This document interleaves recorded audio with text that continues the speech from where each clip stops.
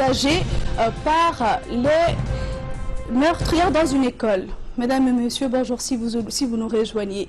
Et pour commencer le journal, le ministre de la Santé, Dr Qasim Ishaq Ousmane, accompagné d'une forte délégation de son département et des élus de la région, a inauguré ce matin le poste de santé de Khalaf de la région de Tadjoura. À son arrivée, le ministre de la Santé a été reçu par le préfet de la région, M. Abdelmelek Ahmed Bonoita, le secrétaire du conseil régional, M. Ahmed Maki, les parlementaires de la région, les cadres natifs de la localité et les locales de la localité également de cette région de Tadjoura. Le poste de santé de Khalaf a été construit avec l'appui financier du partenaire au développement qu'est l'USAID à travers l'US Army. C'est un poste de santé équipé et doté de panneaux solaires. Dans un premier temps, le ministre a inauguré la plaque du poste de santé et a procédé avec le préfet de la région et la délégation à la visite des différentes unités, à savoir la consultation des femmes, la salle d'accouchement, l'unité des prises en charge des enfants. Et dans un deuxième temps, le ministre s'est entretenu avec les locales de la localité de Khalaf, cela en présence des autorités de la région. Lors de son intervention, le ministre de la Santé, Dr Qasim Ishaq Ousmane, a remercié chaleureusement la population pour son accueil et n'a pas manqué de transmettre les salutations du président de la République, M. Ismaël Omar Guelleh, chef du gouvernement, à la population de la localité de Khalaf. Le ministre a également remercié l'USAID pour son appui financier et son soutien constant qu'elle apporte au département de la santé pour l'atteinte des objectifs d'amélioration de la santé et de la population djiboutienne. RPP de Tadjoura, je remercie au nom de la population de Tadjoura le président de la République Al-Hajj Ismaël Omar Guelleh. C'était le préfet de Tadjoura. Dans son intervention, le ministre de la Santé, Dr Qasim Ishaq Ousmane, a abordé l'accident regrettable qui a eu lieu dans la région et qui a conduit l'incendie d'une ambulance. Le ministre a rappelé à la population que de telles actions ne peuvent nuire qu'à l'image de la population djiboutienne et qu'il faut preuve de civisme et de citoyenneté en préservant les bâtiments et les équipements qui servent aux plus nécessiteux pour la santé dans l'intérêt de tous et de toutes. Pour terminer et répondant aux doléances soumises par la population de Khalaf, le ministre a exhorté la population d'utiliser pleinement le poste de santé pour les accouchements des femmes enceintes et les soins des enfants. Il a également affirmé que le département de la santé va les accompagner dans l'installation de l'adduction de l'eau et du poste. Autre nouvelle du pays, l'ambassadeur du Japon à Djibouti, M. Arai, a assisté à la cérémonie d'inauguration avec, à ses côtés, le directeur général de la radio-télévision de Djibouti, M. Abdelkader Ahmed Idriss, au projet de l'amélioration des programmes télévisés de la RTD. Les 10 projets d'un montant d'environ de 66 220 000 francs djiboutiens, soit environ 370 000 $ américains, portent sur la donation de 34 programmes d'éducation et de documentaires en 419 volumes de DVD à la RTD. Il a été signé en mars dernier. Au cours de la cérémonie, les DVD ont été remis des mains de l'ambassadeur Arai à la RTD et une vidéo sur l'éducation de santé a été projetée.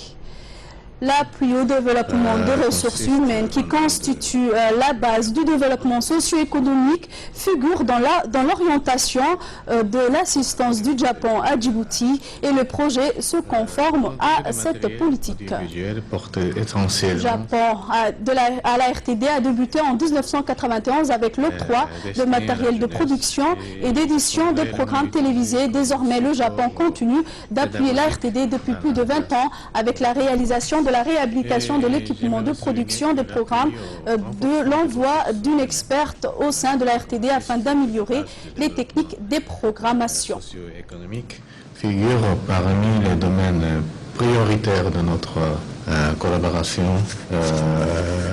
avec Djibouti. Je suis persuadé que l'amélioration des programmes d'éducation télévisée s'aligne sur cette directive. Et d'autant plus que l'information contribue à l'éducation et la sensibilisation de la population et que la RTD joue un rôle central dans la diffusion d'informations à Djibouti. C'était les explications de l'ambassadeur japonais à Djibouti, M. Tatsuo Arai. Ces soutiens donc sont censés renforcer les capacités de la RTD qui joue un rôle essentiel dans la diffusion de l'information ainsi que dans l'éducation et la sensibilisation de la population. De son côté, dans une brève intervention, le directeur général de la radio-télévision de Djibouti, M. Abdelkader Ahmed Idriss, a remercié l'ambassadeur du Japon et à travers lui le peuple, le gouvernement japonais pour cette aide fraternelle et généreuse. Il a indiqué que ces nouveaux programmes permettront d'enrichir la nouvelle grille des programmes TV de la chaîne nationale. Je vous propose donc de l'écouter. Aujourd'hui, donc, c'est avec un réel plaisir que nous accueillons ici l'ambassadeur du Japon qui vient nous remettre une série de programmes éducatifs offerts par la chaîne de télévision NHK. C'est un total de 419 programmes qui comprennent donc des modules à caractère éducatif, scientifique, que nous voudrons mettre à la disposition de nos téléspectateurs. Ces nouveaux programmes vont enrichir les palettes des programmes nationaux produits en collaboration avec le CRIPEN et qui vont contribuer bien sûr à l'amélioration de l'enseignement via la télévision. C'est une grande opportunité pour la télévision nationale de bénéficier de ces supports puisque à terme elle mettra en exergue et contribuera donc de manière significative à la promotion d'une éducation à travers la télévision. L'ambassadeur, nous vous en remercions donc pour ce geste fraternel et généreux et nous garantissons que les retombées que nous espérons vont aussi être la reconnaissance du peuple djiboutien envers le peuple japonais. Et autre nouvelle du pays, la réunion des experts des premiers Jeux des pays membres de l'UGAD s'est clôturée hier matin au Sheraton Hotel. Cette réunion de clôture a été présidée par le secrétaire général du secrétariat d'État à la jeunesse et au sport, M. Wahib Hamadou, et les experts représentant les pays de l'UGAD qui vont participer aux premiers Jeux de l'UGAD. L'idée de ce jeu a été créée le 5 et 6 avril dernier lors de la réunion des ministres de la jeunesse des pays membres de l'UGAD. Au cours de ces deux jours, les experts se sont attelés avec un grand intérêt et une assiduité exemplaire à chercher toutes les difficultés pour en trouver des solutions afin que le premier jeu de l'UGAD soit une réussite. Ce jeu constitue donc une valeur ajoutée pour le développement de la jeunesse de notre région. Lors de la cérémonie de clôture, le secrétaire général du secrétariat d'État à la jeunesse et au sport, M. Wahib Hamadou, a tenu un discours auquel il a eu des résultats éloquents parvenus par les experts au terme de ce travaux des jours. Au terme de vos travaux. Ce dont je ne pouvais d'ailleurs pas en douter au regard de la qualité des participants. Mesdames, Messieurs, il va sans dire que le sport et la culture constituent des facteurs de rapprochement des peuples et ce surtout dans un monde en proie aux conflits armés, aux affres de la famine et du terrorisme. C'est la raison pour laquelle les travaux que vous avez conduits prennent une importance toute particulière. Et je vous en... C'était les explications de M. Wahib Hamadou. Le local de l'école de médecine de Djibouti a abrité hier dans l'après-midi une conférence médicale.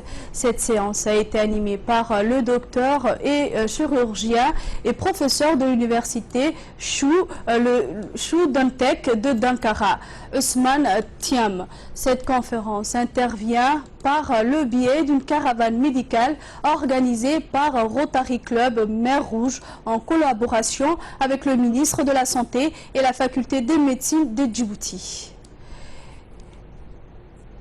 Une caravane médicale évidemment assurée par des chirurgiens généralistes du CHU de Dakar, conduite par Dr Mahmoud Sissé, menée depuis le 17 octobre dernier des chirurgiens, surtout dans les domaines viscéraux de l'hôpital général Pelletier. La conférence était premièrement au bénéfice des médecins djiboutiens et ainsi que quelques professionnels de santé de la police nationale, de la garde républicaine et des forces armées djiboutiennes. Ce séminaire de formation était essentiellement axé sur le thème les urgences chirurgicales abdominales. Plusieurs personnalités membres du Rotary Club Djibouti Mer Rouge, conduites par son Excellence Monsieur le Président, Monsieur Abdissalam Ousmane Ali, et une trentaine des étudiants et étudiantes de la faculté de médecine, dont son directeur, Monsieur Ali Barre Matam, ont pris part à la conférence.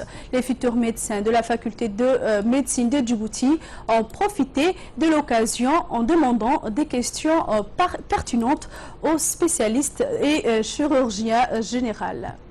Et aussi dans les nouvelles nationales, une arrestation s'est faite une arrestation des malfaiteurs par la police de la commune de Balbala s'est faite. Cette opération menée par l'unité des interventions de la police de la commune de Balbala a permis d'arrêter ce week-end les auteurs du vol d'un matériel composé de batteries servant au fonctionnement des panneaux solaires ainsi que de téléphones portables. Cette arrestation qui a lieu dans la commune de Balbala a permis de récupérer du matériel en partie appartenant à l'État. Pour plus de précisions, écoutons le sous-lieutenant Dekahadi. Et relatif à une affaire de vol des téléphones portables et des batteries servant au fonctionnement des panneaux lampadaires solaires dans la commune de Balbala, une opération menée conjointement par l'unité d'intervention de police de la commune de Balbala a permis l'interpellation des auteurs de receleurs et la saisie des batteries. Ces personnes seront déférées devant le parquet et les matériels saisis seront restitués à leurs propriétaires. Ces matériels sont la propriété de l'État et sont d'une utilité très importante pour la sécurité et la tranquillité de la population. À travers ces messages et au nom de la Direction générale de la police nationale, nous demandons à la population d'être coopérative, de préserver ses biens et dénoncer toute personne susceptible de dégrader ou voler ces matériels. C'est donc l'heure à l'appel à la prière d'Al-Asr. Toujours dans les nouvelles du pays, une sensibilisation contre les MGF s'est tenue à Ali Adé. La pratique des mutilations génitales féminines représente un véritable fléau aux filles et les femmes victimes en République des Djibouti, et en particulier dans les régions rurales. Dans ce sens, le comité de gestion communautaire de la localité d'Ali Adé, en collaboration avec l'UNIFD, a tenu hier un atelier de débat de sensibiliser la population sur les effets désastreux des mutilations génitales féminines. Cet atelier de sensibilisation contre les MGF, animé par Mme Halima Nour, superviseur du programme pour l'UNIFD, l'Union nationale de femmes djiboutiennes, a réuni sur place les leaders communautaires religieux de la localité ainsi que les chefs coutumiers et les femmes de la localité d'Ali Adé. Durant les débats, les participants ont pu constater les conséquences néfastes de la mutilation génitale féminine qui sévit en Afrique et à Djibouti.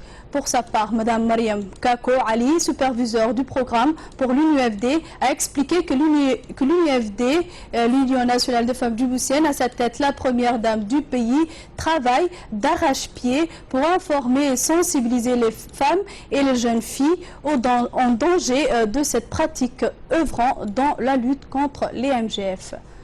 Ainsi, Mme Warmouk Mahamoud a expliqué les conséquences à court et à long terme pour les femmes des effets désastreux des mutilations génitales féminines.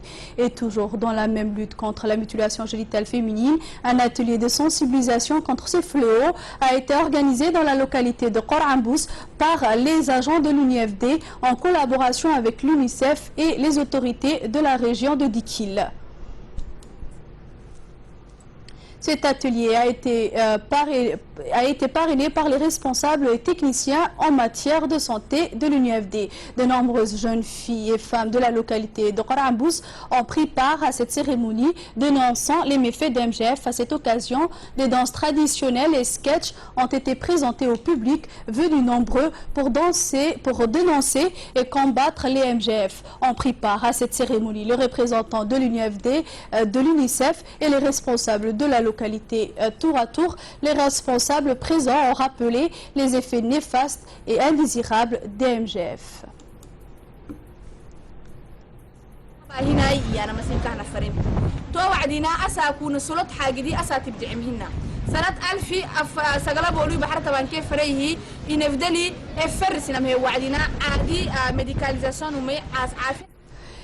Et en sport, l'atelier de formation en faveur de juges arbitres de natation s'est clôturé ce vendredi au CDC de Carte 3. Cet atelier a été organisé sous l'égide du secrétariat d'État à la jeunesse au sport par la Fédération djiboutienne de natation présidée par M. Ali Adabo en étroite collaboration avec la FINA, la Fédération internationale de natation. Animé par un expert de la FINA, M. Thierry Bonamont, cet atelier s'est déroulé du 19 au 23 octobre 2015. Une vingtaine de jeunes de la Fédération djiboutienne de natation ont pris part à ce stage de formation et leur a permis d'acquérir des savoirs théoriques et techniques relatifs à l'arbitrage de la discipline. Cette formation s'inscrit dans la politique de renforcement des capacités des fédérations nationales pour développer le sport national en général. Nous avons été réunis pourquoi? Parce que nous les devons grâce à la mise en place de ce stage donc par la Fédération djiboutienne de natation, mais aussi par le ministère.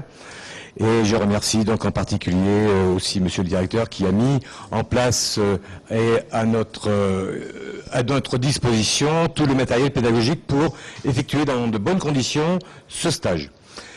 Je crois, et j'en suis même sûr, ce stage a été bénéfique, a été très bénéfique pour vous et j'en veux la preuve, c'est que vous avez très bien réussi l'évaluation que nous avons faite hier après-midi en fin de stage. C'est un plaisir de voir aujourd'hui constituer enfin un corps arbitral certifié et compétent.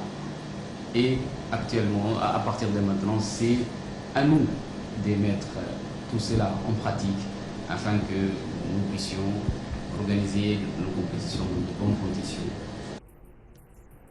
Et pour finir, les nouvelles nationales. Un avis de recherche a été lancé par le commissariat central via la direction de la sécurité publique dans l'intérêt de la famille pour retrouver M. Aboubakar Mohamed Aboubakar.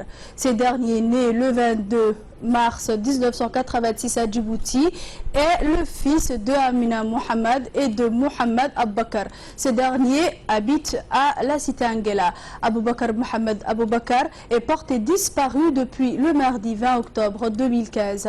La dernière fois qu'il a été aperçu, il portait un t-shirt vert et un pantalon noir. Il est mince et mesure environ 1,65 m. En cas de découverte, veuillez contacter le numéro de téléphone de la famille qui est le 77 81 14 92, je répète, le 77 81 14 92 ou le commissariat central de la ville de Djibouti. Et aux nouvelles internationales, c'était dans les titres en Suède, la piste du racisme envisagée après l'attaque meurtrière dans une école. Les enquêteurs n'ont pas tardé à dresser les portraits du tueur de l'école de Trollhättan en Suède. Et la thèse du crime raciste se désigne bel et bien. Commentaire de Ladan Assoui. L'assaillant à l'origine de la mort d'un professeur et d'un élève semble avoir délibérément choisi cette école située à 1 heure de route de Godgur parce qu'elle a été fréquentée par des jeunes issus de l'immigration. Déguisé au moment de son acte insensé, l'homme âgé de 21 ans était un sympathisant des mouvements d'extrême droite. Interrogée par un journaliste, une élève témoin du drame explique qu'elle a d'abord pensé que c'était une blague en lien avec Halloween, mais d'avoue qu'elle a très vite compris ce qui s'était passé lorsqu'elle a vu les plus jeunes élèves se mettre à pleurer et lorsqu'elle a aperçu le professeur qui avait été blessé. L'auteur de l'attaque au sabre est mort de suite de ses blessures dans l'après-midi. Il avait pu être neutralisé par des tirs de la police et avait été immédiatement transporté à l'hôpital. 2 autres personnes ont été brièvement blessées par le forcené. Et par l'afflux des réfugiés, plus de 12 000 réfugiés ont rejoint la Slovénie en 24 heures. Au total, ce sont près de 34 000 migrants qui sont arrivés en moins d'une semaine. Un flux considérable pour ce pays, devenu en quelques jours l'une des principales routes des demandeurs d'asile vers l'Allemagne. Les explications de Asma Mohamed. Jebel Jannah reconnaît être à la limite de ses capacités et demande l'aide de l'Union européenne. Les commissaires en charge de la migration s'est donc rendu sur place pour évaluer le besoin du pays. La commission est aux côtés de la Slovénie et nous sommes prêts à l'aider tant sur le plan technique que sur le plan financier, a souligné Dimitri Avramopoulos. La ministre slovène de l'Intérieur estime pour sa part le coût de cette prise en charge de réfugiés à 770 000 € par jour, soit un budget de 140 millions d'euros en 6 mois. Mais au-delà d'une aide financière, elle souhaite aussi une meilleure surveillance des frontières extérieures de l'Union en Grèce. La Commission européenne a d'ailleurs convoqué un sommet européen restreint ce dimanche. Cette réunion autour du pays du sud-est de l'Union, de la Serbie et de la Macédoine sera justement consacrée à cette route migratoire dite de Balkan. Fin de cette édition, merci à vous de nous avoir suivis. Restez avec nous juste après une page de publicité. Les mineurs et bonjour, merci de rester avec nous. Avec moi donc sur ce plateau, Ferdous Hussein pour les minutes du focus. Bonjour Ferdous. Ton premier sujet va porter sur la terrible collision qui s'est faite entre un car et un camion et qui a fait 42 morts en France. Qu'est-ce que tu peux nous dire sur ça? Bonjour Choukri, bonjour à tous. C'est le plus grave accident de la route en France depuis 82. Un car transportant des personnes âgées est entré en collision avec un camion ce matin sur la petite commune de Puisséguine dans le département de la Gironde. Le bilan, 42 morts et 8 blessés, en majorité des passagers du car. Le Premier ministre Manuel Valls est attendu sur place, accompagné par les ministres de l'Intérieur et des Transports. Deuxième sujet que nous allons en parler. Ça porte sur le Suède. C'est les enquêteurs n'ont pas tardé à dresser le portrait du tueur de l'école de Troll Hattan. Et oui, la thèse du crime raciste est en train de se dessiner bien et bien. L'assaillant à l'origine de la mort d'un professeur et d'un élève semble avoir délibérément, parce qu'il était fréquenté par des jeunes issus de l'immigration déguisée au moment de son acte insensé. L'homme âgé de 21 ans était un sympathisant du mouvement d'extrême droite. L'auteur de l'attaque au sabre est mort des suites des blessures dans l'après-midi. Il avait pu être neutralisé par des tirs de la police. Il avait été immédiatement transporté à l'hôpital. 2 autres personnes ont été grièvement blessées notamment. Et pour finir ce focus, 6 mois après le séisme dévastateur au Népal, le 25 avril dernier, le pays a été frappé de plein fouet par de puissants tremblements de terre, notamment sur 2 magnitudes de 7,8 sur l'échelle de Richter, de catastrophe terrible du jamais vu en 80 ans au Népal. Selon les Nations Unies, plus de 8 500 personnes sont décédées, plus de 22 000 ont été blessées et 650 000 maisons détruites. Des centaines de milliers de personnes se sont retrouvées sans abri. La jeune république népalaise, née en 2006, suite à l'abolition de la monarchie menée par la rébellion maoïste, qui a remporté les élections en 2008. Une instabilité qui inquiète le grand pays voisin, notamment l'Inde. New Delhi a entamé il y a quelques semaines un blocus sur les ressources naturelles, notamment le pétrole, le gaz, officiellement pour des raisons économiques, mais officieusement c'est pour soutenir la majorité indienne des mathéistes qui vivent au sud du Népal. Une économie, parlons de l'économie du Népal, une économie en crise, un tourisme incertain, le terrible pour ce pays, déjà l'un des plus pauvres pays du monde avec un PIB de 19 milliards d'euros. Pire, le tourisme principal, source précieuse de devises, a lui aussi subi un choc avec des victimes étrangères lors des expéditions au moment où le drame s'était produit, notamment le tremblement de terre. Outre les expéditions vers le sommet du patrimoine népalais, a lui aussi connu de lourds dommages. Le tremblement de la capitale Katmandou a été souvent dévastateur à cause des terribles secousses qui se sont produites. Une perte historique, culturelle, patrimoniale et touristique. Tout le patrimoine de l'UNESCO touché. Un tiers des 750 monuments népalais a été grièvement endommagé. Mais en réalité, la totalité des sites ont été affectés d'une manière ou d'une autre. Merci Ferdous Hussein. C'était donc les minutes du focus. C'est la fin.